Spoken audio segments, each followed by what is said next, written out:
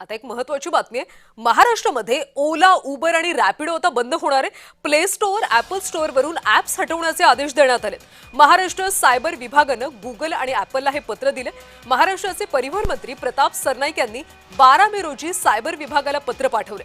महाराष्ट्रात बेकायदेशीरपणे धावणाऱ्या बाईक टॅक्सी सेवांच्या विरोधात राज्य सरकारनं आतापर्यंतची सर्वात मोठी आणि धडक कारवाई केली।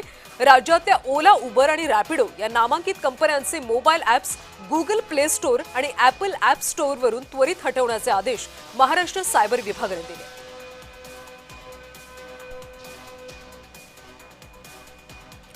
आणि या संदर्भातली अधिकची माहिती घेऊयात आमचे प्रतिनिधी शुभम उमाळे यांच्याकडून।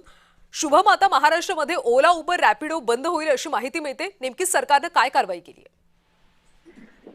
कल्याणी, आपण बघू शकतो महाराष्ट्र राज्याचे परिवहन मंत्री प्रताप सरनाईक यांनी आता पत्रक एक काढलेलं आहे, ज्यामध्ये त्यांनी ॲपल स्टोअर आणि गुगल प्ले स्टोअरला पत्र लिहिलेलं आहे आणि त्यांनी अशी मागणी केलेली आहे की बेकायदेशीर ओला, उबर आणि रॅपिडोच्या माध्यमातून जे आहे बाईक टॅक्सी या प्लॅटफॉर्म्सवर सुरू आहे आणि ती थांबवण्याचा प्रयत्न प्रताप सरनाईक यांच्याकडनं अनेक महिन्यांपासून सुरू आहे। पण मात्र त्यामध्ये आता थेट जे आहे त्यांनी मोठी कारवाई सुरू केलेली आहे।